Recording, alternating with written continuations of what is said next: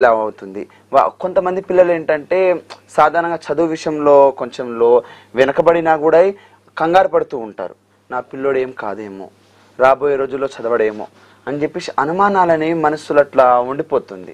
అలాంటి వాళ్ళకు జాతక పరంగా చేయాల్సిన పూజలేంటి, పాటించాల్సిన పద్ధతులేంటి గురుగారు?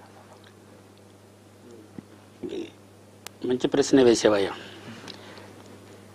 ఈ రోజుల్లో తల్లిదండ్రులు పిల్లల చదువుల గురించి శ్రద్ధ తీసుకుంటున్నమాట వాస్తవమే. మెజారిటీ తల్లిదండ్రులు శ్రద్ధ తీసుకుంటున్నమాట వాస్తవమే. అయితే ఎందుకు తీసుకుంటున్నారు అంటే, తోటి వాళ్ళను చూసి మన పిల్లలు కూడా ఆ శ్రేణిలోకి వెళ్ళాలి, ఆ ఉద్యోగాలు చేయాలి, దానికి సంబంధించిన విద్య చదవాలి అనే విషయాలు తల్లిదండ్రులకి తెలుస్తున్నాయి.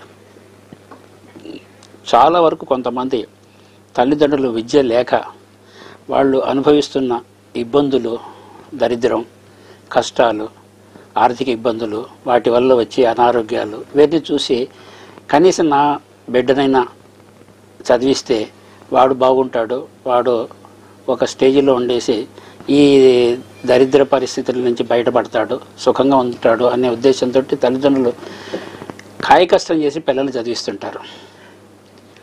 అయితే పిల్లలు కొంతమంది చక్కగా చదువుకొని పైకి వస్తారు, కొంతమంది చదువుకోవటానికి వీలు పడక అంతటితో ఆగిపోయి చేతి పనులు చేసుకుంటూ ఉంటారు. దీనికి కారణాలు జాతకరీత్యా చెప్పాలి అంటే, పూర్వజన్మలో వాళ్ళు చేసిన కర్మ ఫలాన్ని బట్టి వాళ్ళకి చదువు అందుతుంది. మనం జాతకం ఫలం గురించి మాట్లాడుకుంటున్నాం కనుక జాతక విశ్లేషణలో కనుక ఆలోచిస్తే, పూర్వజన్మలో అతను ఏ పరిస్థితుల్లో చదువక, ఏ పరిస్థితుల్లో చదువుల తల్లి సరస్వతికి ప్రార్థించగా, గురువుల్ని గౌరవించక, తోటి వాళ్లతో స్నేహం చేయక, వాళ్ళని ఇబ్బంది పెడుతూ ఉన్న జాతకుడు తర్వాత జన్మలో చదువుహీనుడవుతాడు. అయితే తప్పు తెలుసుకున్న కొంతమంది తన తప్పు తెలుసుకొని మళ్ళా గురువుగారిని గౌరవించి భగవంతుని ప్రార్థించి అలా అయిన వాళ్ళు కూడా ఉన్నారు. వాల్మీకి మహాముని ఉన్నాడు, మహర్షి. ఆయన మొదట్లో దుర్మార్గ పనులు చేసేవాడు, దొంగలాగా ప్రవర్తించేవాడు, దారిని పోయే వాళ్ళని దోచుకునేవాడు.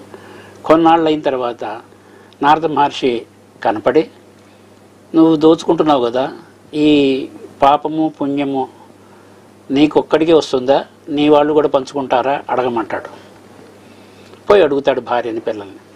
నాకేం సంబంధం లేదు, నువ్వు తెచ్చి పెడితే మేము తింటున్నాం, ఆ పాప పుణ్యాలు మాకు సంబంధం లేదు. అయితే పుణ్యం కనుక తీసుకుంటే నీ చేసిన పుణ్యంలో సగం భార్యకి వస్తుందని ధర్మశాస్త్రంలో ఉంది కనుక నాకు పుణ్యం అయితే వస్తుంది, నువ్వు చేసిన పాపం నాకు అంటదు అంటుంది భార్య. ఇదేమిటి, నేను పాపం చేస్తే తీసుకోవా, పుణ్యం చేస్తేనే తీసుకుంటావా అనే ఆలోచన ఆయనలో మొదలైంది. అంటే ఆ జీవికి స్వతహాగా తెలియగలవాడు. వాతావరణాల వల్ల అతను దొంగ దోపిడీ అయ్యాడు. అప్పుడు అది నారదుల వారికి పోయి చెప్పి, నా భార్య చెప్పింది, పుణ్యం అయితే తీసుకుంటాను కానీ పాపంలో నాకు సంబంధం లేదు అని అన్నదంటే, కనుక నీవు జీవి మారాలయ్యా అని చెప్పి రామ అనమంటాడు. ఆయనకి నోరు తిరగదు, నాకు రావట్లేదు రామ, పోనీ మరా అనమంటాడు, మరా అంటాడు. దాన్ని కంటిన్యూ చేయటాగే అంటుండే మరా అంటుండే, మరా అంటే రామ అయిపోయింది. అంటే ఏంటంటే ఆ దుర్మార్గపు సాహిత్యంలో ఉండటాన, సంపత్కరణలో ఉండటాన తనకి రామ అనే అంటానికి కూడా రాలా. దానికి క్వైట్ ఆపోజిట్ మాట వచ్చింది, మరా అని అనిపించాడు అనమాట. మరా అనల్లా రామ అయింది. ఆ రామ అనటంలో ఆయనలో వాల్మీకి మహర్షి పుట్టుకొచ్చాడనమాట. దానివల్ల రామాయణాన్ని ఆయన రచించగలిగాడు.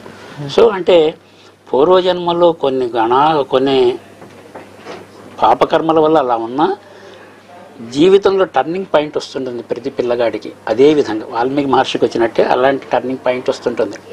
అలా కొన్ని జాతకాలు స్వతహాగా పెద్దవాళ్ళు అయిన తర్వాత వాళ్ళు మంచి స్వభావం పెరిగి మంచి ఉద్యోగంలో చేరి ధనవంతులై ధర్మంగా పాటించడం మొదలెడతారు. వాళ్ళకి చదువు వస్తుంది.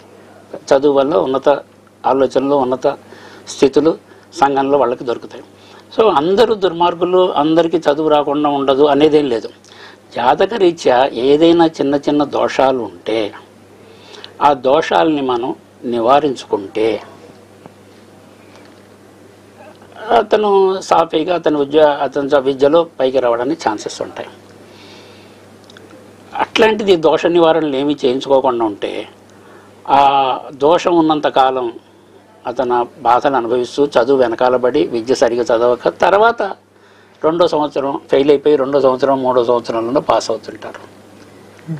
చేయించుకోండి, ఏమి దోష పరిహారాలు చేయించకపోతే పెద్దవాళ్ళు.